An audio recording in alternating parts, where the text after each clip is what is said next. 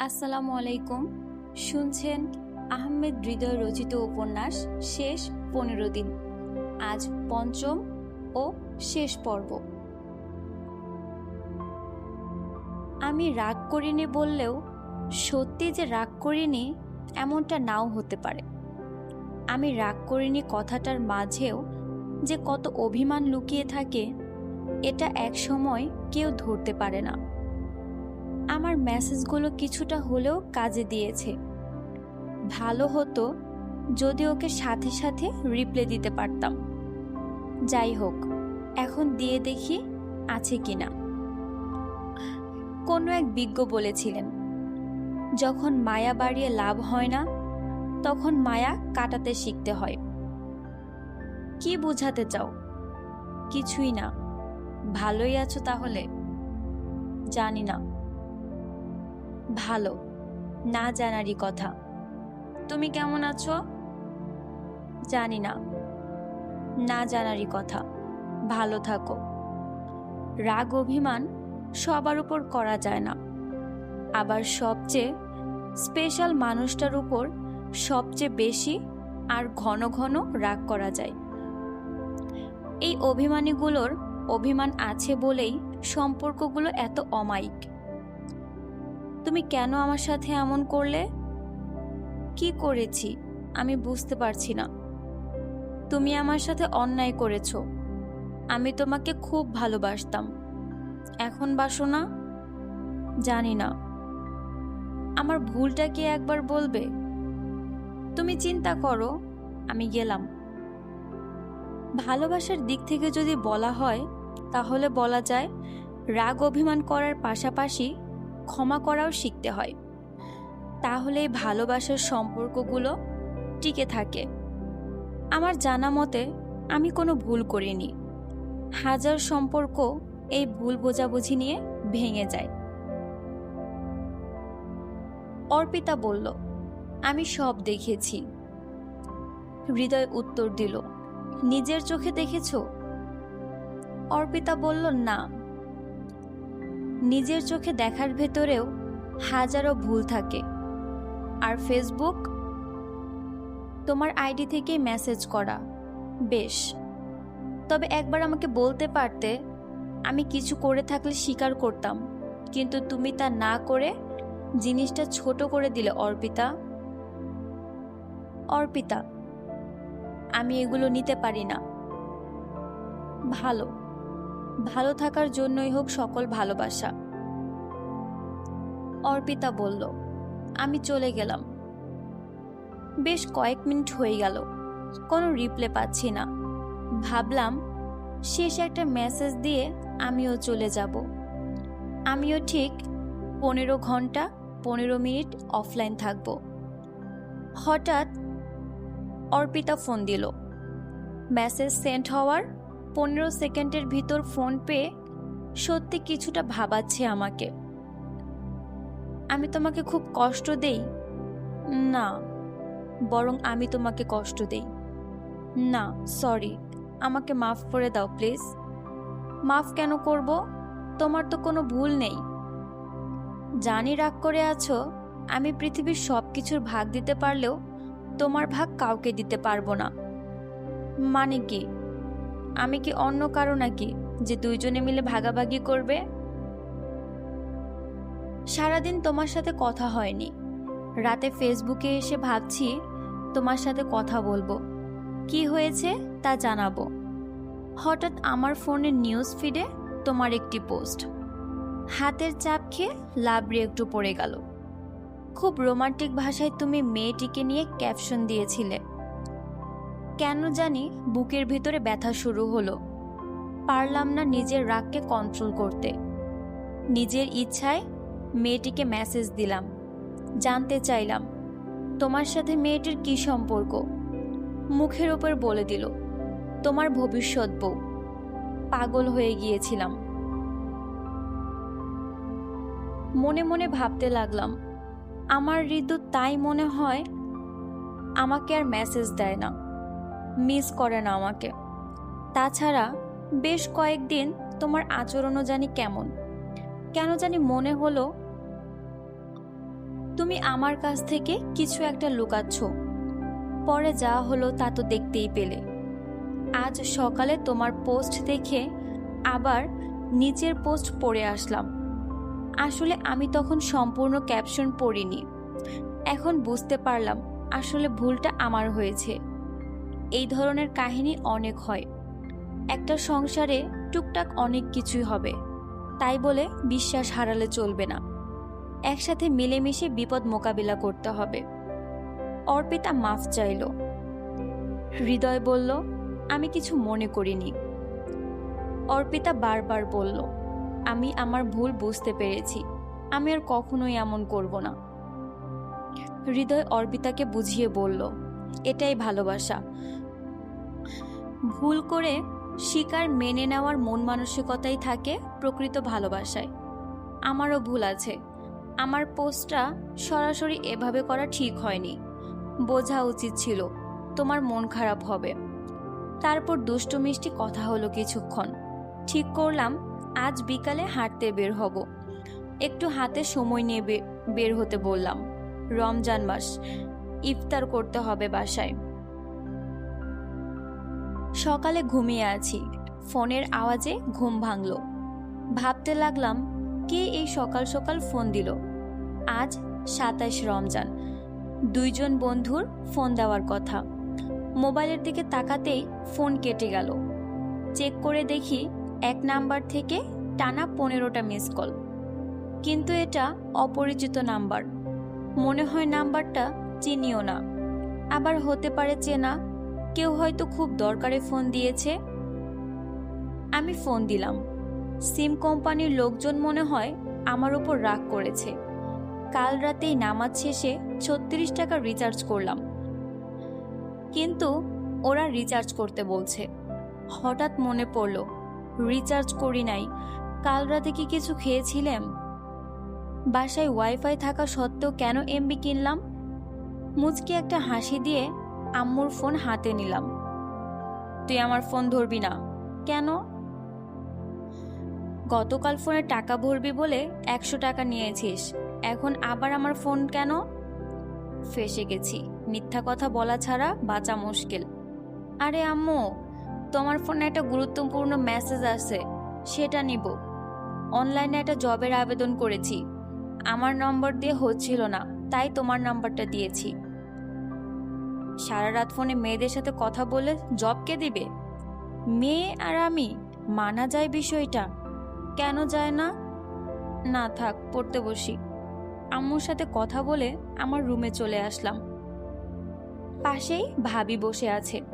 আমি টেরা চোখে ভাবির দিকে তাকিয়ে লক্ষ্য করলাম, ভাবি মুচকে মুচকে হাসছে।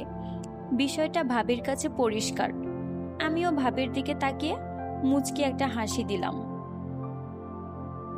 আজব তো, এতগুলো ফোন দিল আমাকে, এখন আমি দিচ্ছি অথচ ফোনটা ধরে না। রাগ তো নাগের ডকায় এসে পড়েছে। ধুর, ব্রাশ করে আসি। ভাবি বলছে, ছোট জামাই ফোন বাজে। আসছি ভাবি। হ্যালো, কে? কে মানে? তোর জম। কার লগে এত রাত অব্দি কথা বলস? মানে কি? মানে কি আবার? গোবর খেয়ে কথা বলছিস নাকি? আরে আমি দাঁত ব্রাশ করছি। 15 মিনিটের ভেতর চাষারা আসবি, আমি মিনারে ওয়েট করব। কেন? মিনারে আসবি নাকি আমি তোর বাসায় আসব? না না, আমি আসছি। গুড বয়, চালু আসো, কথা আছে। প্রথমে ঠিক করেছিলাম যাব না। কথা বলার স্টাইল দেখে মনে হলো সেই রেগে আছে আমার উপর। হাতে তেমন সময়ও নেই, বাজে স্বভাব। ঘুমিয়ে গেলে আমার পাশে ফুটবল খেললেও টের পাই না। ভাবি হাতে করে আমার জন্য পরোটা নিয়ে হাজির। কোথাও যাবে ছোট জামাই? হ্যাঁ ভাবি, একটু চাষারা যাব, খেয়ে যেও। হাতে একটুও সময় নেই, খাবারগুলো নিয়ে যান প্লিজ। আরে তা বললে হয় নাকি? দাঁড়াও, আমি খাবার মুখে তুলে দিচ্ছি। ভালোই হবে, বড় জামাইয়ের আদর যত্ন বাদ দিয়ে এখন ছোট জামাইয়ের যত্ন আত্মীর। পিছন থেকে ভাইয়া একটু জোরে সোরেই বলল। ভাইয়া আর ভাবি হাসতে লাগলো। আমি জানি ভাইয়া এখন ভাবির দলে, ভাবিকে সাপোর্ট দেয়, আমাকে দেয় না তেমন, তবে এইসব কাজে কখনোই না। অনেক কষ্ট করে খাবার খেয়ে রওনা দিলাম। বাসার সামনে সচরাচর রিক্সা পাওয়া গেলেও আজ আমার হেঁটে 4 রাস্তার মোড়ে যেতে হলো। রিক্সা নিয়ে বরাবর স্টেডিয়াম। কপাল ভালো, বাস দেখতে পেলাম। মিনার পুরো ফাঁকা, তাই অর্পিতাকে খুঁজে বের করতে আমার কষ্ট করতে হলো না। অর্পিতা বলল, আসছেন স্যার? জানোই তো আসাটা খুব কষ্টকর। রাগ করে আছো নাকি? না, রাগ কেন করব? সকালে এমন আচরণ করলে কেন? কয়টা ফোন দিছি? কোন মেয়ের সাথে ইটিস পিটিস করো? আরে কি যে বলো, জানতে পারলে একদম কবর দিয়ে ফেলবো। কাকে কবর দিবে? তোমাকে তো পারবই না, তাই মেয়েটাকেই দিব। আচ্ছা, হঠাৎ স্মরণ করলে যে? কেন করতে পারি না? তা কেন পারবে না? চলো ওই ছায়ার নিচে গিয়ে দাঁড়াই। কেন, সুন্দরী মেয়ে আছে ওইখানে তাই? একটা মুচকি হাসি দিয়ে পাগলিটার হাত ধরে বেলি টাওয়ারের রাস্তায় হাঁটতে লাগলাম। রাস্তাটা একটু চিপা, তবে প্রচুর বাতাস আসছে। আজ অন্য দিনের তুলনায় গরম একটু কম। অর্পিতা বলল, এই তুমি কথা বলছো না কেন? ড্যাব ড্যাব করে তাকিয়ে কি দেখো? আমাকে কি এই প্রথম দেখছো? আর কি করছো শরীরের? এখন রাত জাগাটা বেশি হয়ে যাচ্ছে তাই না? হৃদয় জবাব দিল, হ্যাঁ, এখন রাত জাগা সত্যি বেশি হয়ে যাচ্ছে। সারাদিন রোজা রাখি, ঘুম আর চোখে আসে না। তারাবির নামাজ পড়ে চোখ আর খোলা রাখতে পারি না। কষ্ট হলেও রাত 1:30 পর্যন্ত প্রেম করি। কখনো এর নিচে হয়নি, বরং উপরেই হয়েছে। আবার রাত 3টায় আম্মু ডাকে সেহরি খাওয়ার জন্য। তখন মনে হয় এইমাত্র ঘুমোলাম আর ডাকছে। কখনো কখনো আর ঘুমাইনি, একেবারে খেয়েই ঘুমিয়ে পড়েছি। আচ্ছা, এদিকে কই যাচ্ছি? আমি ভাবছি তুমি হাঁটাহাঁটি বা গল্প করবে, তাই ছায়ার রাস্তায় নিয়ে আসলাম। অর্পিতা বলল, আমি কেনাকাটা করব। কি? আমি কেনাকাটা করব। বিরক্ত। শপিং টপিং আমার ভালো লাগে না, তার উপর আবার মেয়ে। এই বিড়বিড় করে কি বলছো? না কিছু না, কেনাকাটা করতেই হবে। আচ্ছা তুমি দাঁড়াও, আমি ওয়াশরুম থেকে আসি। আমার কাছে তেমন টাকা নেই। ওয়াশরুমে যাওয়ার উদ্দেশ্য ছিল কত টাকা আছে তা দেখা। চলো, রিক্সা নেই। হৃদয় বলল, আচ্ছা একটা কথা বলি। হ্যাঁ বলো। আমরা আজ কেনাকাটা না করি কেন? আসলে অনেকদিন পর তোমার সাথে দেখা, এখন কেনাকাটা করতে অনেক সময় লেগে যাবে। আমি চাচ্ছিলাম আজ দুজনে আড্ডা দিব, সময় কাটাবো। তাছাড়া আমি আজ এই কেনাকাটার চাপটা নিতে চাচ্ছি না। অর্পিতা বলল, কোনো সমস্যা নেই, আজ আমি ফ্রি। বাসায় বলে এসেছি কেনাকাটা করব। আর ইফতার আজ আমরা দুজন একসাথেই করব। আমাদের প্রথম একসাথে ইফতার করা হবে। কি বলো তুমি? প্ল্যানটা কেমন? হৃদয় বলল, খুব ভালো। অর্পিতা, কি হয়েছে? তোমার পকেটে হাত দিচ্ছ কেন বারবার? কিছু হারিয়েছে নাকি? তখনও দেখলাম তুমি মানিব্যাগে কিছু খুঁজছো। কোনো সমস্যা হলে আমাকে বলো। হৃদয়, আরে না, কোনো সমস্যা না। কথা বলতে বলতে অনেক দূর এসে পড়েছি। হঠাৎ অর্পিতা থেমে পড়ল। এখানে আসলে কেন? কেনাকাটা করার জন্য। মানে? এটা কিসের দোকান দেখেছো? পাঞ্জাবির। তাহলে? আমার একটা মামাতো ভাই আছে, ওর জন্য পাঞ্জাবি কিনবো। ও আচ্ছা। অর্পিতা হৃদয়কে বলল, একটা ভালো পাঞ্জাবি চয়েস করে দাও তো। হৃদয় বলল, আমার থেকে তোমার চয়েস অনেক ভালো। আচ্ছা তুমি বসো, আমি দেখছি। আমার মনে হলো দোকানের সব পাঞ্জাবি দেখা শেষ। নীল একটা পাঞ্জাবি দেখে আমাকে বলল, এটা কেমন? খুব ভালো। সত্যি বলতে কি, পাঞ্জাবিটা আমারও পছন্দ হয়েছে। ও পাঞ্জাবিটা হাতে নিয়ে আমার বাঁ হাত ধরে হাঁটলো। অনুভূতিটা বোঝাতে পারবো না। আমিও শক্ত করে ওর হাতটি ধরলাম। আজ অর্পিতাকে একটি কথা বলতে খুব ইচ্ছে করছে। অর্পিতা, একটা কথা বলি। হ্যাঁ বলো। তুমি কেমন জানি পরিবর্তন হয়ে গেছো। মানে? সেই দিন ডক্টরের কাছে গেলে, আসার পর জিজ্ঞাসা করলাম কি হয়েছে, বললে না। আরে, ডক্টর আমাকে বলেছে আমার করোনা হয়েছে। দুজনেই পাশাপাশি বসেছিলাম। ও আজ সারাদিন আমার পাশেই বসেছিল। অজান্তেই কথাটা শুনে বুকে টেনে নিলাম। কেন জানি আমার কণ্ঠস্বর চিকন হয়ে আসলো। এই ধরনের কথা কেন বলো? তুমি থাকতে আমার কিছুই হবে না। তুমি কিছু লুকাচ্ছ না তো? আজব, লুকাবো কেন? এই ইফতারের সময় হয়ে আসছে। হ্যাঁ, হাতে সময় নিয়েই যাওয়া ভালো। অর্পিতার সাথে ইফতার করলাম। হাসি ঠাট্টা ছিল। আমার কেন যেন মনে হচ্ছে অর্পিতা আমার কাছে কিছু লুকাচ্ছে। খাওয়া দাওয়া শেষ করে বের হলাম। এই জায়গাটার নাম কি জানো? Lake park. চেনা লাগছে? একবার আসছিলাম মনে হয়। হ্যাঁ, আমরা এখানে এসেছিলাম, তবে পেছনের রাস্তা দিয়ে। রিক্সা নিব? না, আজ আমি তোমার সাথে হাঁটতে চাই।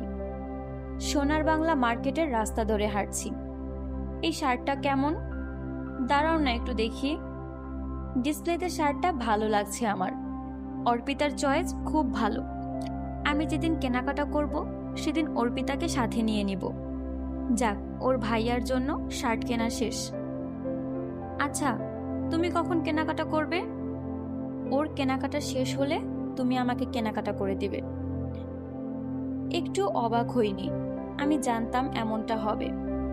চলো, ওর জন্য ভালো কয়েকটা টি শার্ট আর প্যান্ট কিনবো। আমার কাছে তেমন টাকা নেই।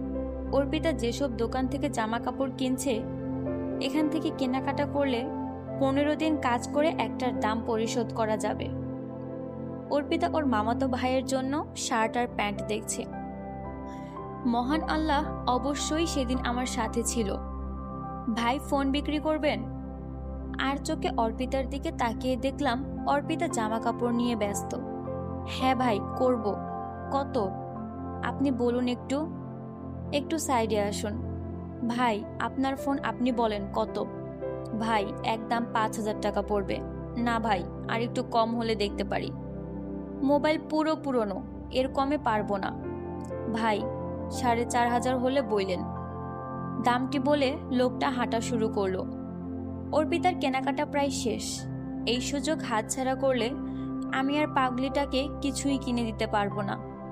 আচ্ছা ভাই, টাকা নেন। লোকটির কাছ থেকে টাকা নিয়ে অর্পিতার সামনে গেলাম। যাক, কিছুই বুঝতে পারিনি। মনের ভিতর একটা আনন্দ লাগছে। দোকানে হাসাহাসি করে কেনাকাটা শেষ করে বের হলাম। অর্পিতাকে বললাম, হালিম খাবে? অর্পিতা বলল, না, ভালো লাগছে না। অনেকটাই পরিবর্তন হয়ে গেছো তুমি। অর্পিতা বলল, আমি? মোটেও না। হৃদয় বলল, মনে হচ্ছে। অর্পিতা বলল, আচ্ছা খাবো, চলো। অর্পিতা হালিম অনেক পছন্দ করে, সাথে টক। হালিম দেখলে আমাকে বলতে হয় না, নিজেই অর্ডার দেয়। অর্পিতার সাথে হালিম খেলাম, কিন্তু আগের মতো কোনো হইচই পেলাম না। অনেকটাই বদলে গেছে সে। চলো, এবার আমার কেনাকাটা করতে হবে। রাত অনেক হয়েছে। আব্বু এসে পড়লে সর্বনাশ। ছোট একটা দোকান।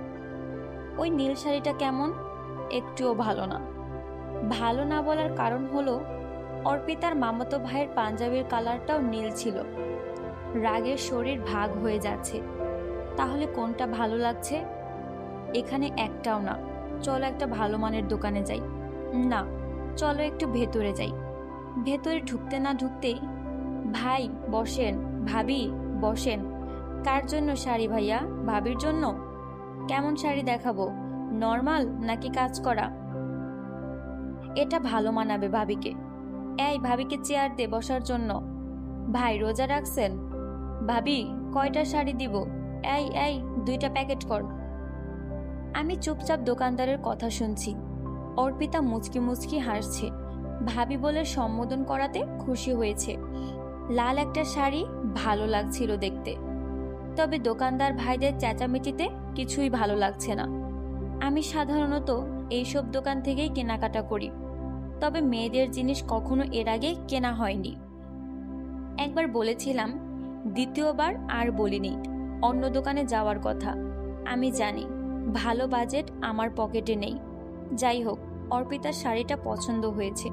শাড়িটা বেশ ভালো। হ্যাঁ, তবে কালারটা লাল। তোমার পছন্দ হয়েছে? কালার ভালো লেগেছে, কাপড় কেমন হবে সেটা তুমি জানো। ভাই, শাড়িটা ভাবিকে সেই মানাবে। পরলে মনে হবে বিয়ে করা সেই নতুন বউ। জলিল, কইরে শাড়িটা ভালো করে প্যাকেট করে দে। দামি একটা প্যাকেট দিবি। হৃদয় জিজ্ঞাসা করলো, আচ্ছা মামা, দাম কত? মামা, বেশি না, মাত্র ৩৬০০ টাকা। রাখেন, আমি শাড়ি নেব না, অর্পিতা বলল। আরে অর্পিতা, কি হলো? মামা, আপনি প্যাকেট করেন। মামা, আমাদের ঈদের বকশিস দিলেন না। বুঝতে পারলাম ছেলেরা কেন মেয়েদের নিয়ে কেনাকাটা করে না। একটাও কথা বলতে পারছি না। অর্পিতা সামনে থাকায় ইজ্জতের দিকে তাকিয়ে ৪,০০০ টাকা দিয়ে দিলাম। খুশিতে কি আপ্যায়নের বিদায়। চলো এবার বাসায় যাওয়া যাক। রিক্সা নিব নাকি হাত ধরে হাঁটবে?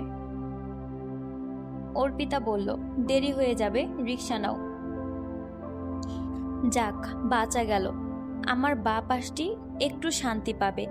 এমন শক্ত করে হাতটি ধরেছিল, মাঝে মাঝে অবশ হয়ে আসতো। আমারও ইচ্ছে ছিল একদিন পাগলিটা আমার সাথে এভাবে জনবহুল রাস্তায় হাঁটবে। জনবহুল জায়গা কখনোই ভালো লাগতো না, তবে আজ ভিন্ন। সে আমার সব ইচ্ছে পূরণ করে দিচ্ছে খুব তাড়াতাড়ি। শাড়িটা এত দাম দিয়ে না কিনলেও পারতে, অর্পিতা বলল। জানি আমার পছন্দের দিকটি বিবেচনা করেছ, তবে এখন সবার পারিবারিক অবস্থা ততটা ভালো যাচ্ছে না। এমন সময় এতগুলো টাকা নষ্ট না করলেও পারতে। দেখো, মিনারটা আজ কত ফাঁকা। ইচ্ছে হচ্ছে ওখানে গিয়ে একটু বসতে। হৃদয়, আমি পাগলিটার ইচ্ছেগুলো অপূর্ণ রাখবো না। এই মামা, সাইডে রাখেন। কেন? মিনারে যাব। রাত অনেক হয়েছে, পরে গাড়ি পাবেন না। হেঁটে যাব গাড়ি না পেলে। আসো তো। ঋতু, এই মৃদু আলোতে তোমাকে দেখতে মন চাচ্ছে, তাই। আর জোরে জোরে বলতে ইচ্ছে করছে মনের সব কথা। তারপর ওই চোখের দিকে তাকিয়ে থাকতে মনে চাচ্ছে। ও ছুটে আসলো। আমার ইচ্ছের সাথে পাগলিটার ইচ্ছে পূরণ করলাম। সত্যি আজ মিনারটা অন্যভাবে সেজেছে। মনে হচ্ছে কেউ একজন আসবে বলে সেজে অপেক্ষা করছে। এখন আমরা কিভাবে বাসায় যাব বলে অভিনয় করে কান্নাকাটি শুরু করে দিল অর্পিতা। কি আর করার, এখান থেকে ভেঙে ভেঙে যেতে হবে। আর দেরি করা ঠিক হবে না। দেরি কে করছে? অর্পিতা করেছে। একটু দৌড়াতে হলো।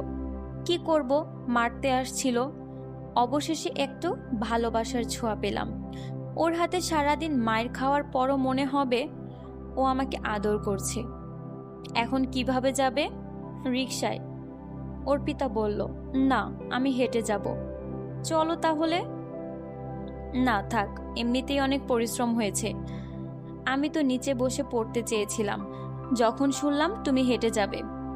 রিক্সা নিয়ে বাসার সামনে চলে আসলাম। কয়েকটা রিক্সা বদলিয়ে বাসায় আসতে হয়েছে। নারায়ণগঞ্জ থেকে স্টেডিয়াম পর্যন্ত রিক্সা আসতে চায় না। তাছাড়া 15 গুণ বেশি ভাড়া দিতে হয়েছে। ওকে বাসার গেট পর্যন্ত এগিয়ে দেওয়ার জন্য পিছন পিছন হাঁটছি। আচ্ছা, বাই। দাঁড়াও, আবার কি? এটা নিয়ে যাও। এগুলো আমি নিয়ে কি করব? মাথায় দিবে মানে? অর্পিতা বলল, মানে এগুলো তোমার জন্যই কিনেছি। কেন? আমি কিনে দিতে পারি না ভালোবেসে? বারণ নাই, তবে এতগুলো কেন? যদি আর কোনোদিন না দিতে পারি? হৃদয় বলল, আমার কিছুই লাগবে না, আমি শুধু তোমাকে চাই। তুমি কয়েকদিন যাবৎ আমার সাথে কেমন জানি আচরণ করছো। বারবার বলছো চলে যাবে চলে যাবে। তার সাথে রাগ করে হাঁটা শুরু করলাম মেন রাস্তার দিকে। অর্পিতা ডেকে বলল, কই যাও? ফোনটা নিয়ে যাও। রাতে কথা বলবে কি দিয়ে? আমার পা যেন লোহা হয়ে গেছে, আর রাস্তাটি চুম্বুক। আটকে আছি। পিছনে ঝাপসা চোখ নিয়ে তাকিয়ে দেখি আমার ফোন অর্পিতার হাতে। জানি পাগল, তুমি আমাকে খুব ভালোবাসো। আমি প্রথমেই দেখেছি তোমার কাছে টাকা নেই। আমাকে সত্য বলনি, কেনাকাটা করে দেব বলে একবারও ভাবলে না? কথা না বলে কেমনে থাকবে? আমি আল্লাহর কাছে সব সময় দোয়া করি যেন শেষ সময় পর্যন্ত একসাথে থাকতে পারি। আমি জিজ্ঞাসা করলাম, তুমি ফোন কিভাবে নিলে? মনে আছে তুমি হালিম নিয়ে আসতে সামনে যাও, তখনই আমি 1500 টাকা বেশি দিয়ে কিনে নেই। এত টাকা বেশি দিয়ে কেন কিনলে? এই ফোনে আমাদের হাজারো কথা আছে, অনেক ভালোবাসার ছাপও আছে। এই 1500 টাকা আমার কাছে কিছুই না। আচ্ছা, এখন বাসায় যাবে আর রাতে চালু আসবে অনলাইনে। অনেক কথা আছে, বলবো। আচ্ছা বাই, এগুলো নিয়ে যাও। লাগবে না। ওকে, আমার শাড়িও লাগবে না, গেলাম। দাঁড়াও, শাড়িটা তোমার পছন্দ হয়েছে অনেক অনেক। বাসায় চলে আসলাম। অর্পিতার কিনে দেওয়া জিনিসগুলো পছন্দ হয়েছে খুব। আমি আর অর্পিতা তোলারাম কলেজ রোড দিয়ে পুকুর পাড় যাচ্ছি। এমন সময় হঠাৎ করে ছোট্ট একটি মেয়ে সামনে এসে হাত পাতল। মেয়েটার বয়স সর্বোচ্চ 7 বা 8 বছর হবে। মেয়েটা নারায়ণগঞ্জের সকলের চেনা মুখ, বিশেষ করে যারা চাষারা শহীদ মিনারে আড্ডা দেয় তাদের কাছে। আমার সাথে একদিন ওর দেখা হয়েছিল। পুরো মিনারের দৃষ্টি আমার দিক নিয়ে এসেছিল লাবণী। নামটাও সুন্দর। আপা, 100 টাকা দিতে পারবেন? দেখো মেয়ের কত সাহস, 100 টাকা ভিক্ষা করতে আসছে। আজকাল ভিক্ষুকদেরও মান বেড়ে গেছে। 5 টাকা বা 10 টাকার নিচে ভিক্ষুকরাও নিতে চায় না। আর এই মেয়ে তো একেবারে লাভ দিয়ে 100 টাকায় পৌঁছে গেছে। আমি অবাক হয়ে এদিক ওদিক তাকিয়ে দেখতে লাগলাম। আরে অর্পিতার হয়েছে কি? এর আগে কখনোই এমন ব্যবহার দেখিনি। চোখ বন্ধ করে গড়গড় করে কি সব বলতে লাগলো। এই, তুমি এত চিল্লাচিল্লি শুরু করেছো কেন? ইচ্ছে হলে টাকা দিবে, না হয় বলে দিতে পারবে দিবে না। এত কথা বলার কি আছে? তুমি সব সময় আমার কথার একটুও গুরুত্ব দাও না। আজব, তোমার সাথে মেয়েটি অন্যায় কি করেছে? আজ মেয়েটির সাথে এমন না করলেও পারতে। হয়তো বিশেষ দিন দেখে মেয়েটি বেশি টাকা চেয়েছে, তাকে বুঝিয়ে বললেই হতো। অর্পিতা বলল, ও, এখন মেয়েটির জন্য দরদ উতলে উঠছে। সব সময় আমাকেই বকাঝকা দাও। এখানে বকার কথা আসলো কেন? জানি না, আমি কথা জানি না। তোমার থেকে আমার কথা শিখতে হবে? যাও, তুমি ভাগো। তোমার সাথে আমার সম্পর্ক শেষ। তোমার মতো আমার নজর এত ছোট না, যত সব ছোট লোকই। বাধ্য হয়ে কথাগুলো হজম করতে হলো। কিছুক্ষণ চুপ থাকার পর, আজ তোমাকে লাল শাড়িতে খুব সুন্দর লাগছে। অর্পিতা চুপ করে রইল। আমাকে ক্রস করে একটু সামনে গিয়ে দাঁড়ালো। বাতাস ছিল। অর্পিতা মুগ্ধ দৃষ্টিতে পুকুরের পানির দিকে তাকিয়ে আছে, আর আমি ছিলাম অর্পিতার চুলের দিকে। হালকা বাতাস আমাকে ভেদ করে গিয়ে লাগছে অর্পিতার চুলে। চুলগুলো উড়ছে। সামনের একগুচ্ছ চুল বারবার পড়ে যাচ্ছে, আর ওর সে চুলগুলো তুলে কানের নিচে লুকাচ্ছে। অর্পিতা দাঁড়িয়ে থাকা অবস্থায় অনেক কথা বললাম, কিন্তু কোনো উত্তর পেলাম না। রেগে গিয়ে বলতে লাগলাম, তুমি আমার আগের অর্পিতা নেই। তুমি অনেক পরিবর্তন হয়ে গেছো। জানি না কি হয়েছে। তুমি আমার সাথে এমন করছো। চলে গেলাম, ভালো থাকো। সামনে একটা রিক্সা দাঁড়িয়েছিল। ডাক দিয়ে উঠে বসলাম। পুকুর পাড়ের মোড় ঘুরতে দেখি অর্পিতা মাটিতে বসে পড়েছে। চলন্ত রিক্সা থেকে নেমে দৌড়ে অর্পিতার সামনে আসলাম। অর্পিতা কান্না করছে। কেন করছে সেটা বোঝার বাকি রইল না। হাত ধরে বলতে লাগলাম, আমাকে মাফ করে দাও প্লিজ। আমার এমন করা ঠিক হয়নি মোটেও। কখনোই আর এমন করব না। আসলে কেন জানি নিজেকে কন্ট্রোল করতে পারলাম না। অর্পিতা বলল, আমি কেন তোমাকে মাফ করব? তুমি আমাকে মাফ করে দিও। পিচ্চিটার সাথে এমন ব্যবহার করা আমার উচিত হয়নি। আসলেই আমি যেন কেমন হয়ে গেছি। কোনো কিছু এখন আর আমার ভালো লাগে না। কারো ভালো কথা এখন আমার কাছে খারাপ লাগে। বিষয়টা কিছুই না, তুমি আমাকে নিয়ে বেশি চিন্তা করো, হৃদয় বলল। তাই এমন মনে হয়। তাছাড়া কয়েকদিন রাত জেগে কথা হয়েছে, তাই শরীরও দুর্বল।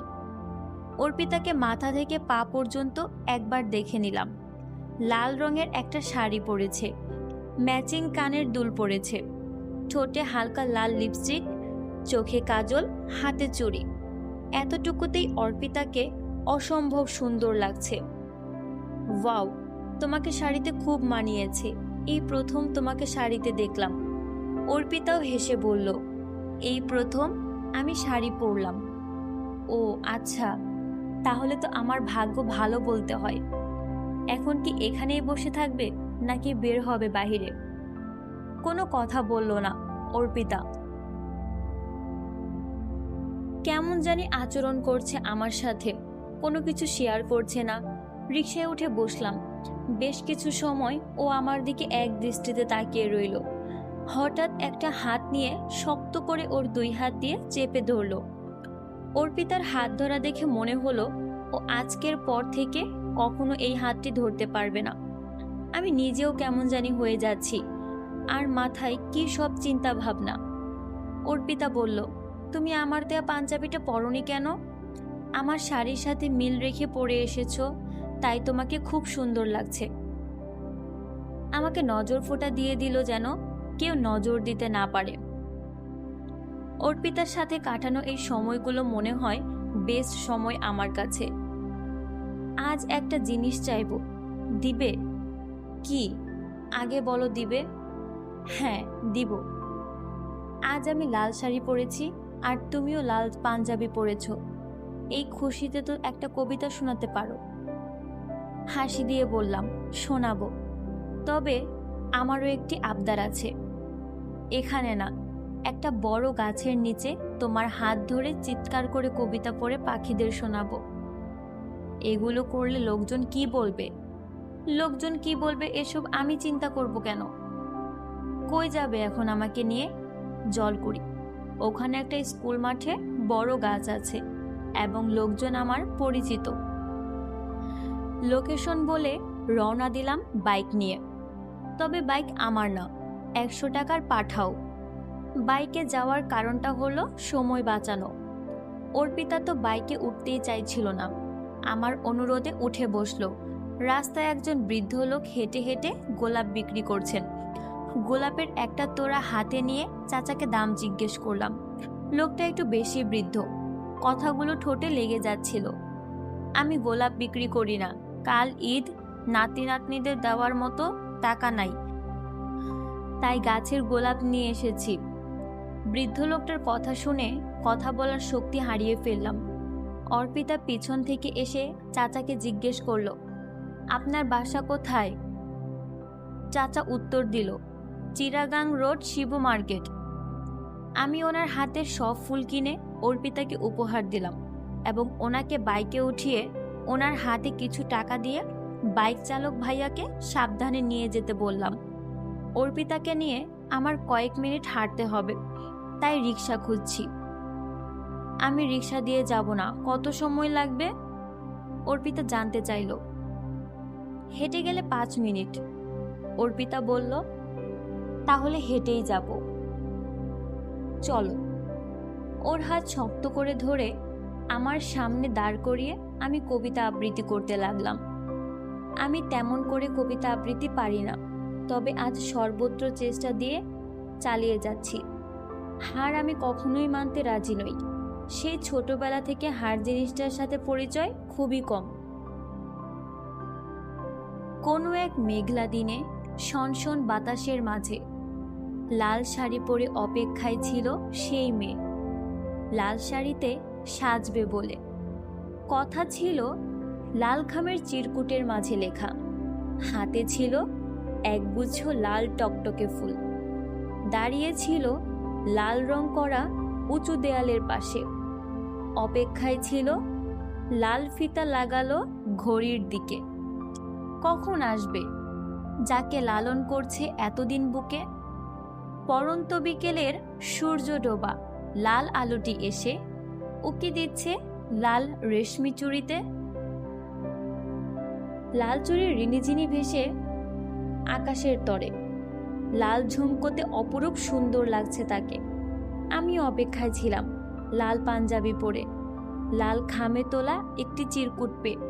সেই লাল রং আমি পরিয়ে দিয়েছি এই মেঘলা আকাশও পরন্ত বিকেলের মাঝে। প্রকৃতিকে কি চমৎকার লাগছে। লাল রঙের সেজে প্রিয়তমার সাথে দাঁড়িয়েছিলাম কৃষ্ণচূড়া ফুল ফোটানো মুগ্ধকর গাছের নিচে। বাতাসে শূন্য ভাসছিল ফুলগুলো। তোমার সাথে দেখা হবে কি এমন করে, নাকি আমার লাল রঙের স্বপ্ন হারিয়ে যাবে কোনো এক কালো রঙের আড়ালে, নাকি লাল হয়ে উকি দেবে আমার হৃদয়ে। অর্পিতা বলল, কবিতাটা অনেক সুন্দর হয়েছে। হৃদয় বলল, তাই বুঝি? অর্পিতা, হ্যাঁ, অনেক অনেক সুন্দর। রাতে মেসেঞ্জারে কবিতাটি আমাকে দেবে। আচ্ছা। আকাশ মেঘলা হয়ে আছে, মনে হচ্ছে অনেক বৃষ্টি হবে। আকাশে মেঘও ডাকছে। কথা শুনে মনে হলো মারুফের বেশ তাড়া। তবে আমি আর পাপন রেডি আছি। আজ কাউকে বাসায় যেতে দিব না রাত 9টার আগে। নয়ন সিগারেট ধরালো, কয়েক টান দেওয়ার পর মারুফকে দিয়ে দিল। মারুফের মুখে হাসি, অন্যদিকে আমার মন খারাপ, কেননা আমি সর্বপ্রথম নয়নকে কল দিয়েছিলাম। তবে আমি ব্যাপারটা বুঝতে পারছি কেন মারুফকে আগে দেওয়া হলো। আমি আর পাপন গল্প করছি একটা মাছের খামার নেওয়ার জন্য। হঠাৎ বাসা থেকে ফোন। যাক, আম্মুকে বোঝাতে পারলাম বিষয়টা, যে আমার আসতে রাত হবে। তবে আম্মু বারবার সতর্ক করে দিচ্ছে বৃষ্টিতে যেন না ভিজি। অবশ্য আজ আমার বৃষ্টিতে ভেজার কোনো ইচ্ছে নেই। সবাই ফোনে কাজ করছে, কেউ ফেসবুক, কেউ গান শুনছে। আমি ফোন পকেটে রেখে দোকান থেকে বের হলাম বৃষ্টি দেখতে। ভালোই বৃষ্টি হচ্ছে। দোকানে আমরা সবাই বেশি আড্ডা দেই না। আজ দেওয়ার 2টা কারণ। প্রথমত, বাহিরে বৃষ্টি। দ্বিতীয়ত, দোকানের ভেতরে সুন্দরী 2টা মেয়ে। মেয়েগুলো ফুচকা খেতে এসে বৃষ্টির জন্য আটকে গেছে। ফোন বাজছে। আমার না তোর। মুচকি একটা হাসি দিয়ে পকেট থেকে ফোন বের করলাম। অর্পিতার ফোন। এই সময়ে অর্পিতা ফোন দিল, কারণ বুঝতে পারলাম না। যাই হোক, ফোন ধরে একটু সাইডে গিয়ে, হ্যাঁ বলো, কি করো? তেমন কিছু না, দোকানে বসে আড্ডা দিচ্ছি। বাইরে বৃষ্টি দেখছো? হ্যাঁ, খুব সুন্দর বৃষ্টি। বৃষ্টি আসলেই খুব সুন্দর। বৃষ্টিতে ভিজতে মন চাইছে। বাসায় আসো। কেন? আসতে বলছি, আসো। খুব দরকার। হ্যাঁ। যা, একটু রোমান্টিক সাজতে গিয়ে ফেঁসে গেছি। এখন কি করি? বন্ধুরা তো এখান থেকে যেতে দিবে না, আর ওইদিকে অর্পিতা অপেক্ষা করে বসে আছে। একটা প্ল্যান করা যাক। আমার বাসায় যেতে হবে। কোন বাসায়? নিজের নাকি শ্বশুর বাড়ি? হায় হায়, ওরা আমার প্ল্যান ধরে ফেলেছে।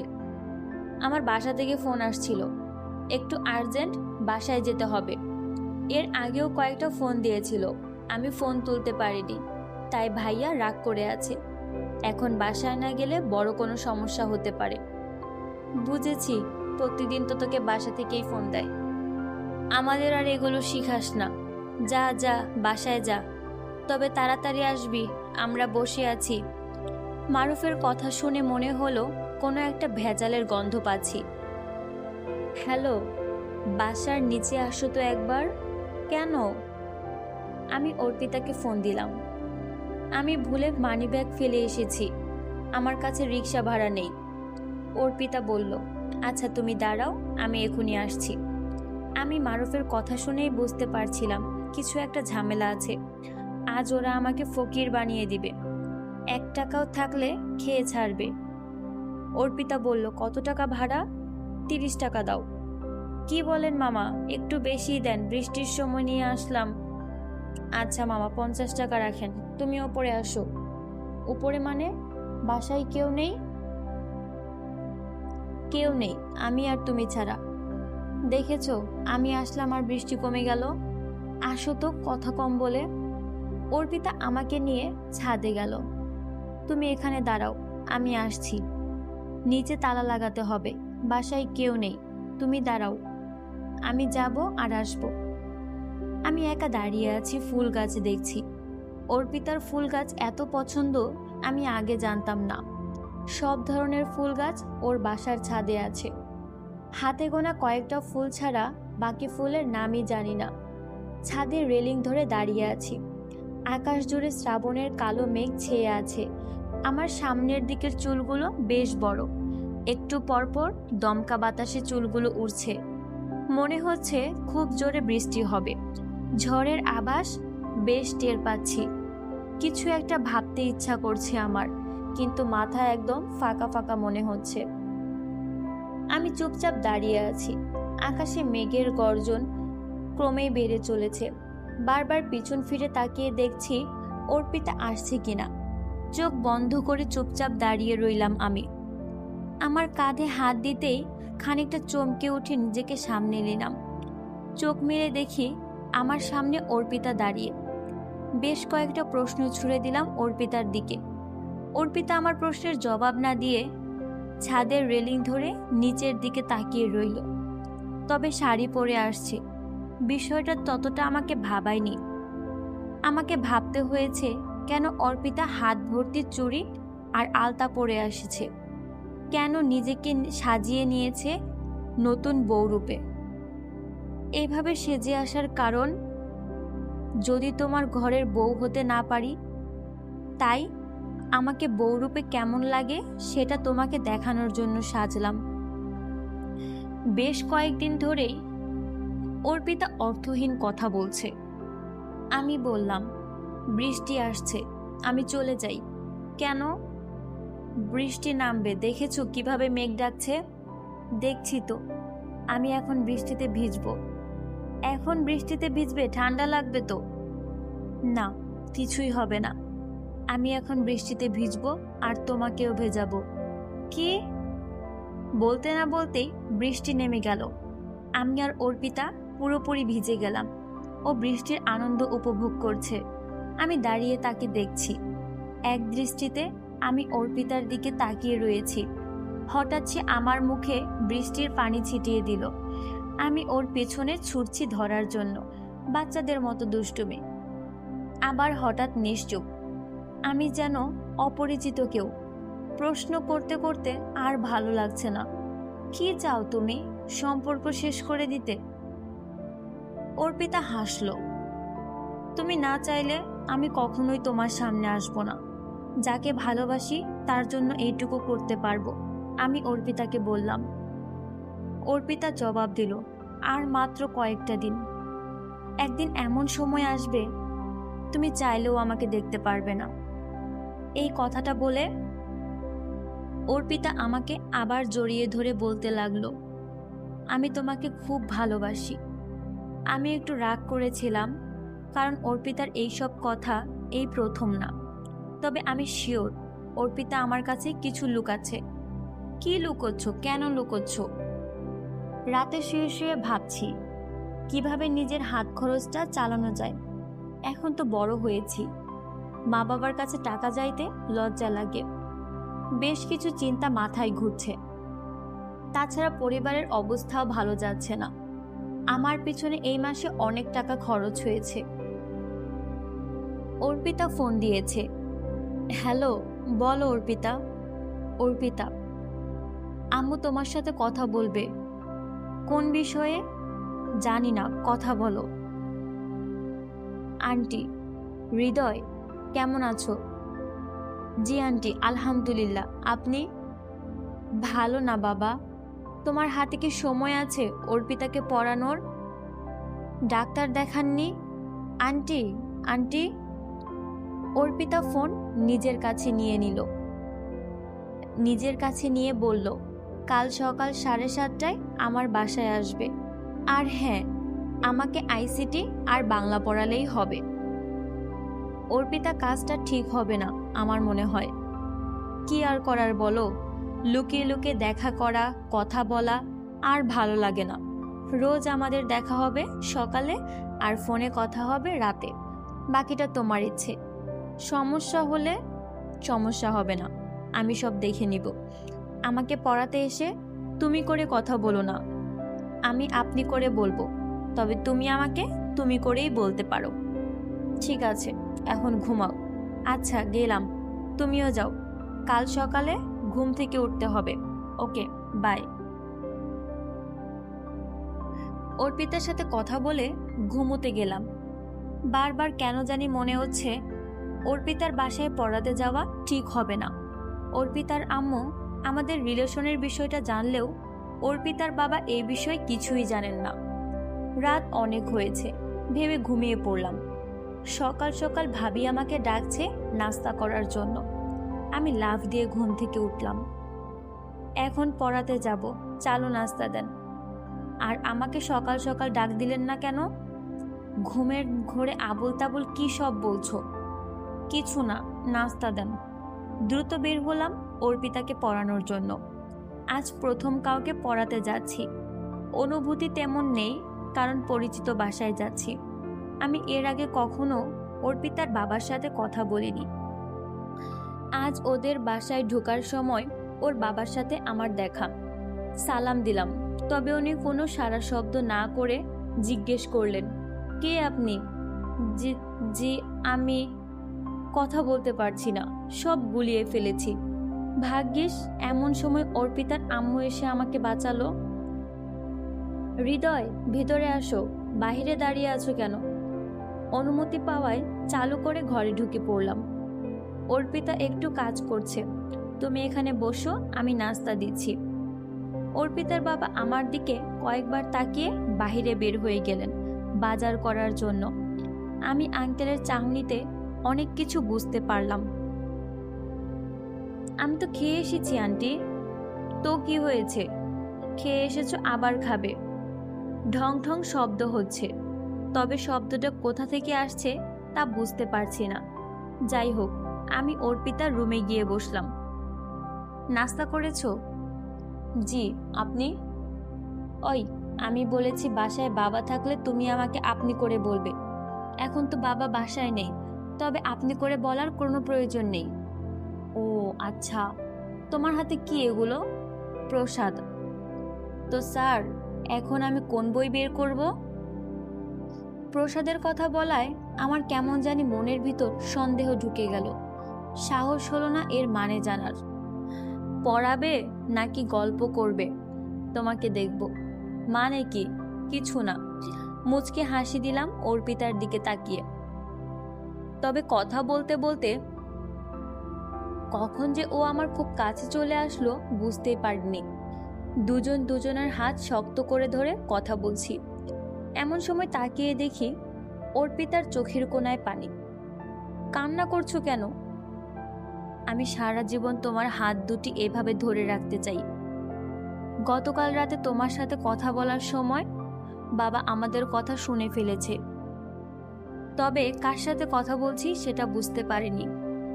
তখন থেকে বাবা গ্রামে চলে যাওয়ার জন্য চাপ দিচ্ছে আম্মুকে। তুমি আসার আগে বাবা বলেছে আজ নাকি টিকিট কেটে নিয়ে আসবে। আমি তোমাকে ছাড়া ওখানে থাকতে পারবো না হৃদয়। কেন জানি আমার ভয় হচ্ছে। বাবা প্রচণ্ড রাগী, কখন যে কি করে বসে তা বোঝা মুশকিল।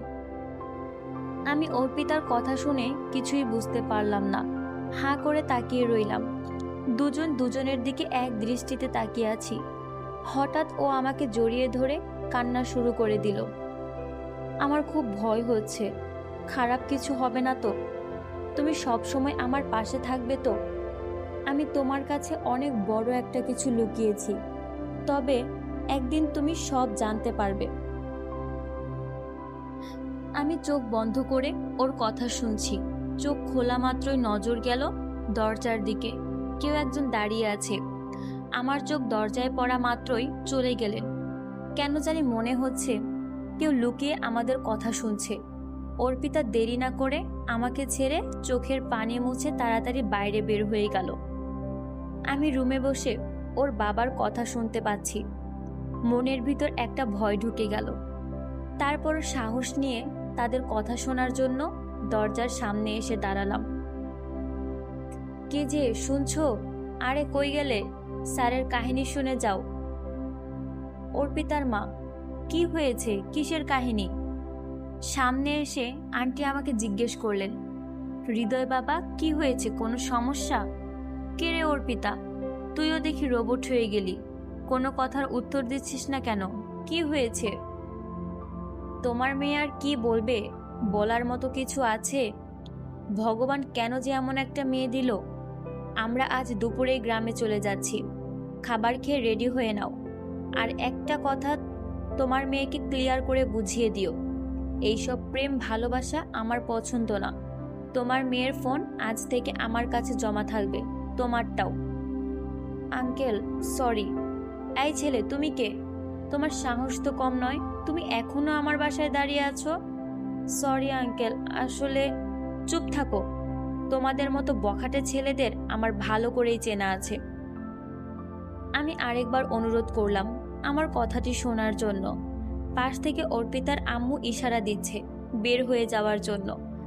আমি ওর আম্মুর মাথার ইশারা বুঝতে পেরে বাসা থেকে বেরিয়ে গেলাম। বুকের ভেতর কামড় দিয়ে উঠল যখনই ওদের বাসার গেট ক্রস করলাম। মোবাইল ফোনের মতো মাথাও হ্যাং হয়ে আছে। চারপাশে এত শব্দ, অথচ কোনো শব্দই আমার কানে আসছে না। আস্তে আস্তে হেঁটে বাসায় চলে আসলাম।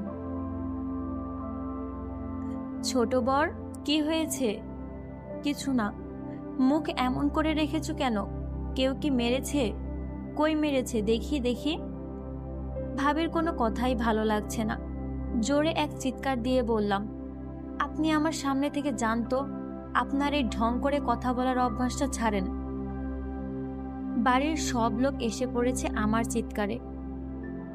ঘরে ঢুকেই আম্মু বলতে লাগলেন, চারাল হয়েছে একটা, বড় ভাবির সাথে কেউ এইভাবে কথা বলে? আম্মুর দিকে তাকিয়ে জোরে দরজা বন্ধ করে রুমে ঢুকে পড়লাম। আজকের দিনটা যে এতটাই খারাপ যাবে কখনোই কল্পনা করিনি। ভালো লাগছে না কিছুই। চুপচাপ খাটের কোণায় বসে আছি। আর কয়েক মিনিট পর পরই ফেসবুকে ঢুকে দেখছি অর্পিতা অনলাইনে আসছে কিনা। আজান দিচ্ছে। দিন শেষে সন্ধ্যা হয়ে আসলো। অর্পিতার সাথে শেষ কয়েক ঘন্টার কোনো কথা হয়নি। ফোনটা মনে হয় ওর বাবা ওর কাছ থেকে সত্যি সত্যি নিয়ে নিয়েছে। ওইদিকে মা ভাবি বারবার ডাকছে গোসল করে খাবার খাওয়ার জন্য। কি হয়েছে, বারবার ডাকছো কেন? গোসল করে খাবার খেয়ে নে। আর এইসব কি শুরু করলি? ঘর বন্ধ করে বসে থাকিস কেন? মা দেখো, আমার মাথা ঠিক নেই। তুমি আবোল তাবোল কথা বলো না। যাও, আমি কিছু খাবো না, ভালো লাগছে না কিছু। যাও তো, আমাকে বিরক্ত করো না, ক্ষুধা লাগলে খেয়ে নিব। ভাবি সামনে এসে বললেন, তুমি কি আমার উপর রাগ করে আছো? সরি ভাবি, আমি আপনার উপর রাগ করিনি। আমি আপনার সাথে খারাপ ব্যবহার করেছি। আজ কেন জানি কিছুই ভালো লাগছে না। আমি ডাল মাছ দিয়ে ভাত খাবো না, আমি বাইরে খেয়ে নিব। আচ্ছা, আমি চলে গেলাম। টাকাটা রাখো, বাইরে থেকে কিছু খেয়ে নিও। আমি রাতে তোমার পছন্দের খাবার রান্না করে রাখবো। আর হ্যাঁ, বেশি রাত পর্যন্ত বাইরে থাকবে না। আমি শার্ট প্যান্ট পরে তৈরি হয়ে বসে আছি ছোট মাঠে যাওয়ার জন্য। মন চাচ্ছে না কোথাও যেতে, তবে বন্ধুর ফোন দেওয়ায় যেতে হলো। মাঠে ঢুকেই দেখলাম তন্ময় একা বসে সিগারেট টানছে। কিরে, বাকিরা কই? আসছে। ছোট মাঠের কোনায় বসার জন্য বাঁশ বা কাঠ থাকে, তবে আজ নেই। কি আর করব, দুজনেই দাঁড়িয়ে কথা বলছি। এমন সময় সামির আর নয়ন মাঠে আসলো। ওদের দিকে তাকাতেই তন্ময় বলে উঠল, কিরে বন্ধু, আজ কি তোর মন খারাপ? না, কেন? তোর চোখ মুখ দেখে মনে হচ্ছে তুই কোনো বিষয় চিন্তায় আছিস। সব ঘটনা খুলে বললাম। তন্ময়, সামির, নয়ন যথাক্রমে বলল, এগুলো কিছু না, এমন হতেই পারে, তবে তুই যেটা ভাবছিস সেটা কখনোই হবে না। দেখবি আজ বা কালকের মধ্যেই ফোন দিবে। আর গ্রামে আছে তাই হয়তো কথা বলার সুযোগ পাচ্ছে না। সবার কথা বুঝতে পারলাম, কিন্তু নিজের মন যে মানছে না। কিছু সময় আড্ডা দিয়ে পেয়ারা বাগান আসলাম মারুফের সাথে। রফিকের দোকানে চা খাবো আর সাথে আড্ডা দেব। রাত 11টা থেকে মুষলধারায় বৃষ্টি হচ্ছে। পানি জমে থই থই করছে চারপাশ। ঘুম আসছে না, মনের ভেতর কেমন যেন এক আকুতি। অর্পিতার সাথে কথা হলেই আমার সকল অস্থিরতা কেটে যাবে। অনেকক্ষণ হয়ে গেল, বৃষ্টি থামার নামও নিচ্ছে না। চারদিকে শুনশান নীরবতা। রাত তখন প্রায় 3টে বাজে। আমি এখনো জেগে আছি। ভাবি বারবার আমাকে লক্ষ্য করছে। দরজা অফ করে দিয়ে মশারির ভেতরে ঢুকে বসলাম, হাতে ফোন নিয়ে। বাহিরে বৃষ্টি থাকায় নেটওয়ার্ক নেই, খুব স্লো কাজ করছে। ক্ষুধা লেগেছে বুঝতে পারলাম, তবে কিছুই খেতে ইচ্ছে করছে না। হঠাৎ আমার ফোন বেজে উঠল। অন্যদিকে আজানের সময় হয়ে গেছে। অপরিচিত নাম্বার থেকে ফোন এসেছে। রিসিভ করে কথা বলতে লাগলাম। হ্যালো। কোনো সাড়া শব্দ নেই, তবে আমি আবার জিজ্ঞাসা করলাম, হ্যালো, কে আপনি? এবারও কোনো উত্তর পেলাম না। প্রায় মিনিট 2 পর শুধু কান্নার শব্দ শুনতে পেলাম। কে আপনি? হ্যালো, অর্পিতা। নাম বলা মাত্রই আরও জোরে জোরে কান্না করতে লাগলো ও। হৃদয়, আমি তোমাকে খুব মিস করছি। তোমাকে ছাড়া থাকতে পারছি না। বাবা এখানে আমার বিয়ে ঠিক করেছে। আগামী 15 তারিখ আমার বিয়ে। কথা বলতে অর্পিতার কষ্ট হচ্ছে। আমি ভয়েস শুনে বুঝতে পারলাম ওর সাথে খারাপ কিছু হয়েছে। অর্পিতা, কি বলছো এগুলো? আমি পাগল হয়ে যাব। তুমি আঙ্কেলকে বুঝাও, বলো তুমি আমাকে খুব ভালোবাসো আর আমিও তোমাকে। আমি বাবাকে তোমার সব কথা বলেছি, তারপরও বাবা আমাকে খুব মেরেছে আর বলেছে এটা কোনোদিনও সম্ভব না। তোমার সাথে আমার রিলেশন কোনোদিনও মেনে নেবেন না। তাছাড়া তোমার কাছে একটা সত্য লুকিয়ে গেছি, তার জন্যই হয়তো ভগবান আজ এই পরিস্থিতিতে দাঁড় করিয়েছেন। হৃদয়, আমি মুসলমান নই, আমি হিন্দু, অর্পিতা দাস। এত জোরে কান্না করেছে যে আমি তার কথায় স্পষ্ট শুনতে পারছি না, তবে বিষয়টা আমার কাছে ক্লিয়ার। তার কথা শুনে আমি পুরো নিশ্চুপ হয়ে দাঁড়িয়ে আছি। হাত পা অবশ হয়ে আসছে। খাটে বসে পড়লাম। আমি তোমাকে খুব ভালোবাসি আর একমাত্র আল্লাহ ছাড়া আমাদের কেউ আলাদা করতে পারবে না। আগামীকাল রাতেই আমি রওনা দেব তোমাদের এলাকার দিকে। 15 তারিখ ভোরে পৌঁছাবো। তুমি তৈরি থাকবে। ফোনে সব বলে দিব, কই আসতে হবে, কি করতে হবে। কাউকে কিছু বুঝতে দিবে না। এই ফোন নাম্বার কার? এটা আমারই নাম্বার। আবু সিম ভেঙে আমাকে শুধু ফোন দিয়েছে। নতুন সিম কিনে টাকা ভরেই তোমাকে ফোন দিয়েছি। কাল কথা হবে। ওকে বাই, এখন যাই। কান্নায় জড়ানো কণ্ঠে অর্পিতা আমার সাথে কথা বলে হঠাৎ ফোন কেটে দিল। সকাল হয়ে আসছে, কি করব? টাকা কোথায় পাবো? এইসব চিন্তা করছি। রাত জাগাতে শরীর ক্লান্ত থাকায় কখন যে ঘুমিয়ে পড়েছি খেয়াল নেই। পৃথিবী থমকে আছে। খুব ভোরে ঘুম থেকে উঠেছি। রাতে আমরা গাজীপুর যাব। ভাওয়াল গাজীপুর অর্পিতাদের বাসা। কাল সারাদিন খাওয়া দাওয়া হয়নি। আজ সকালে নাস্তা করে একে একে সবাইকে ফোন দিলাম। সকাল 9টার দিকে সবাই এসে পড়েছে। কি ও মিয়া, এত সকালে ফোন দিলা? কি ইমার্জেন্সি কথা বলবা? আঙ্কেল ঠিক আছে তো? নয়ন এর আগে কখনো এত সকালে ঘুম থেকে ওঠেনি। আমার জন্য বাধ্য হয়ে ঘুম থেকে উঠে এলো। আব্বুর অবস্থা আগের তুলনায় মোটামুটি ভালো। আমি তোদের যে কারণে এখানে ডেকেছি, তোদের কিছু হেল্প লাগবে আমার। বন্ধু ডাক দিয়েই চোখের পানি বের হয়ে আসলো। সব কিছু সবাইকে খুলে বলার পর সবাই রাজি হলো আমার প্ল্যানে। সামির, নয়ন, অপু, অনিক আর তন্ময় সবাই আমাকে সান্ত্বনামূলক কিছু কথা বলে বাসায় পাঠালো ব্যাগ গোছানোর জন্য। আমরা সবাই ঠিক করলাম ট্রেনে গাজীপুর যাব। 3:40-এ কমলাপুর থেকে গাজীপুরের লোকাল ট্রেন গেছে। এরপর আরেকটা রাত 7টার পর। তখন দেরি হয়ে যাবে। আমাদের গাড়ি যদি 3:40-এ ছাড়ে তাহলে গিয়ে পৌঁছাবে আনুমানিক রাত 7:15। আমরা তাড়াতাড়ি যাচ্ছি, তার কারণ হলো বিয়েবাড়ির সকল পরিস্থিতি আমাদের বুঝতে হবে, নজর রাখতে হবে। এখানে কথা না বাড়িয়ে দ্রুত সবাই বাসায় চলো। অনেক সময় হয়ে গেছে। হৃদয়, তুই বাসায় যা, আর কোনো চিন্তা নেই, আমরা আছি তো, বিয়ে হবে না। সকালে অর্পিতাকে নিয়ে আমরা চলে আসব। তন্ময়ের কথাতে একটু ভরসা পেলাম। সবাই সবার বাসায় গেল তৈরি হওয়ার জন্য। ছোট বর, তুমি এত সকালে কই গিয়েছিলে? কোথাও না, ভাইয়ার ব্যাগটা নিয়ে আসেন তো। এখন ব্যাগ দিয়ে কি করবে? কোথাও বের হবে নাকি? লাগবে আমার। আর হ্যাঁ, মন ভালো নেই, বন্ধুদের সাথে ঘুরতে যেতে পারি। ভাবির সাথে কথা না বাড়িয়ে ব্যাগ নিয়ে নিজের রুমে চলে গেলাম জামা কাপড় গোছাতে। কি রে, তুই কই যাবি? এই তো আম্মু, একটু ঘুরতে যাব। তো হঠাৎ করে কেন? হঠাৎ না, প্ল্যান অনেক আগে থেকেই ছিল আমাদের। কাউকে কিছু বুঝতে দেয়া যাবে না। আম্মু রান্না হলে খাবার দাও, আমি গোসল করে আসছি। ওয়াশরুমে ঢুকে চিন্তা করছি টাকা কোথায় পাবো। এমন একটা কাজে বের হচ্ছি, টাকা তো অবশ্যই প্রয়োজন। ভাবতে ভাবতে হঠাৎ মনে পড়ল ভাবির আলমারির কথা।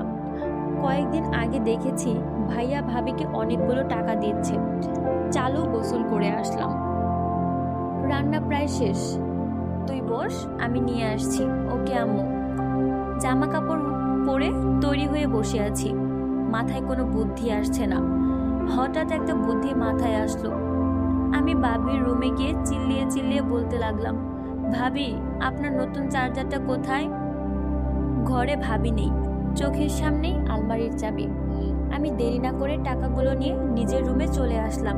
কি রে, কই যাস? খাবার খাবি না? না, এমনিতেই অনেক দেরি হয়ে গেছে। আমি কারোর সাথে কথায় না জড়িয়ে বরাবর হাঁটা শুরু করলাম। ছোট মাঠে এসে সবাইকে ফোন দিলাম। কি রে, কই তুই? আমি বাসায়। নয়ন, সামির ওরা কই? সবাই আমার বাসায়। তুই কই? আমি ছোট মাঠে। চালু, সবাই বের হ। জীবনে প্রথম এমন একটা কাজ করতে যাচ্ছি, কেমন যেন ভয় ভয় লাগছে। 2:40-এ ফতুল্লা থেকে সবার ট্রেন। প্রায় 2:30 বাজে। সবাইকে নিয়ে রিক্সা নিলাম এবং সঠিক সময়ের ভিতরে প্ল্যাটফর্মে চলে আসলাম। সবাইকে নিয়ে যাচ্ছি, আমি ছাড়া সবার মুখে হাসি। কমলাপুর এসে টিকিট কেটে ট্রেনে উঠে বসে পড়লাম। ট্রেন ছাড়ার সময় 3:40 হলেও সঠিক সময় ট্রেন না ছাড়ায় আমাদের আরও 15 মিনিট বেশি বসে থাকতে হলো। 5 জন মানুষ, কিন্তু সিট পেয়েছি 3টা। কষ্ট করে চেপে চেপে বসলাম। একবার ভাবছি অর্পিতাকে ফোন দিব, আবার ভাবছি না থাক, পরেই ফোন দেব। এখন হয়তো ফোন দেওয়া ঠিক হবে না। বন্ধুদের সাথে বসে চানাচুর খাচ্ছি। দুপুরে পেটের ভিতর কিছু না পড়ায় খারাপ লাগছে। মনে হচ্ছে পেটের ভিতর ইঁদুর দৌড়চ্ছে। 6:15 বাজে। আমরা প্রায় গাজীপুরের সাইডে। মিনিট কয়েক পরেই আমরা আমাদের গন্তব্যে চলে আসব। ঠিক এমন সময় ভাবির ফোন। কই তুমি? আমি তো গাজীপুর। আপনাকে না বললাম আমি ঘুরতে যাচ্ছি। আব্বুর শরীরটা খারাপ হয়ে পড়েছে, তোমার ভাইও অফিসে, বুঝতে পারছি না কি করব। আচ্ছা রাখি, তোমার ভাইকে আবার ফোন দিচ্ছি, সাবধানে যেও। এখন কি করব বুঝতে পারছি না। ট্রেন চলে এসেছে। একে একে সবাই প্ল্যাটফর্মে নেমে পড়লাম। এখান থেকে আমাদের অটো নিতে হবে। সবাইকে একসাথে নিয়ে বাজারের উদ্দেশ্যে রওনা হলাম। প্রায় 20 থেকে 25 মিনিটের রাস্তা। রাত হওয়ায় ভাড়া বেশি। যাতায়াতের সকল ভাড়া আমি বহন করব বলেছি বন্ধুদের। ভাড়া দিয়ে আমরা বাজারেই বসে রইলাম।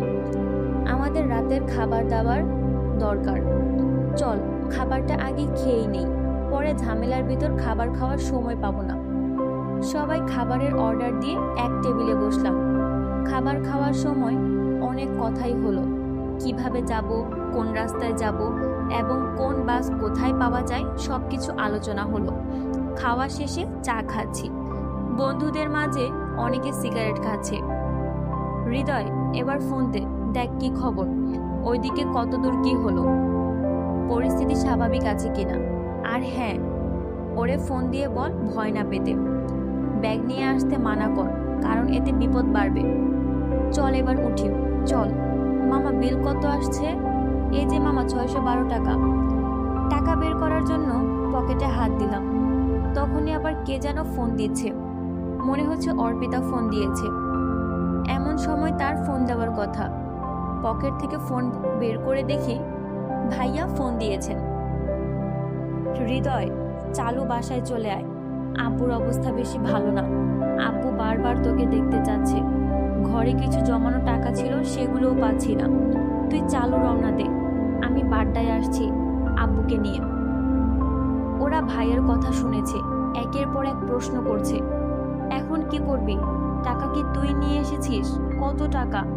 সবাইকে আমি বুঝালাম, দেখ সময় অনেক হয়ে গেছে, কিছুক্ষণ পর অর্পিতাও চলে আসবে। আমি ফোন দিয়ে কথা বলি, তোরা দাঁড়া। আর হ্যাঁ, ও চলে আসলে আমরা এখান থেকে যত তাড়াতাড়ি সম্ভব ঢাকায় চলে যাব। ওরা কেউ আমার কথার উত্তর না দেওয়ায় ওদের মাঝখান থেকে সাইডে চলে আসলাম। সাইডে দাঁড়িয়ে অর্পিতাকে কয়েকবার ফোন দিলাম, অফ বলছে। ফোন অফ রাখার কারণ বুঝছি না। চলে আসার সময় হয়ে আসছে, রাত প্রায় 3টা বাজে। SMS করলাম, আবার ফোন দিলাম, এবারও বন্ধ। একে একে সব বন্ধুদের নাম্বার দিয়ে ট্রাই করলাম, ফোন বন্ধ। এইদিকে সবাই বাসায় চলে যাওয়ার কথা বলছে। ওদের মতে অর্পিতা নাকি আমাকে মিথ্যে কথা বলেছে।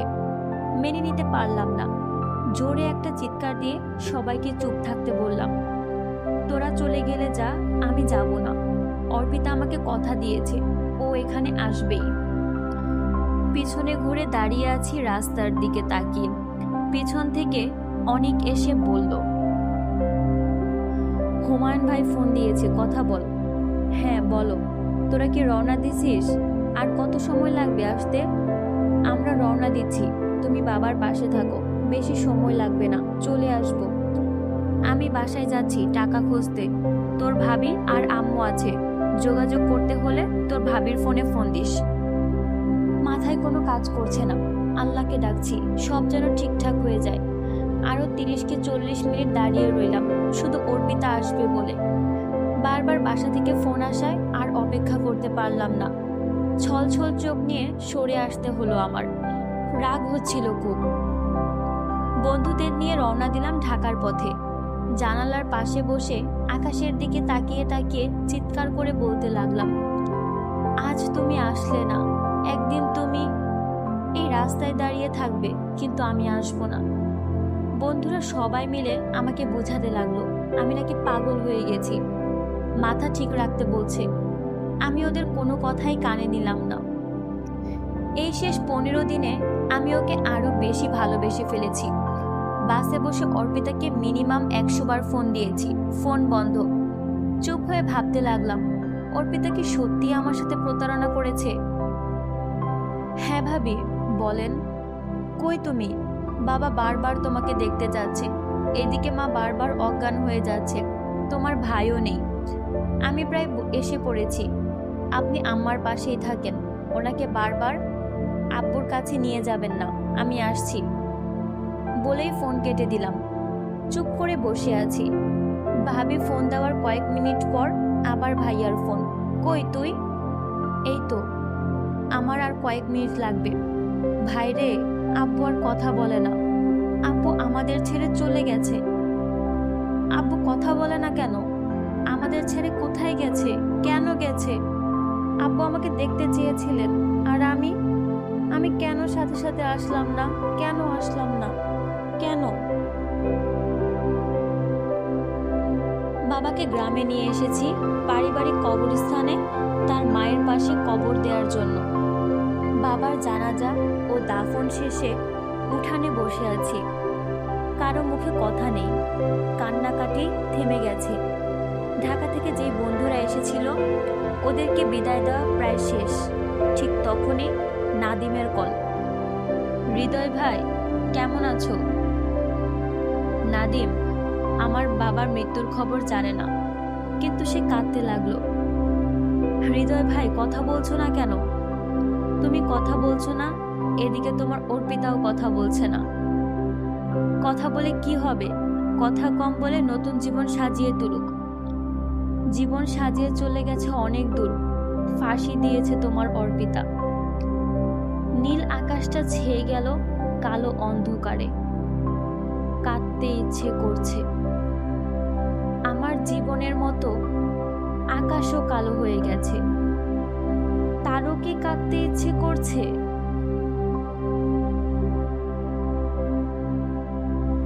শুনছিলেন আহমেদ হৃদয় রচিত উপন্যাস শেষ 15 দিন।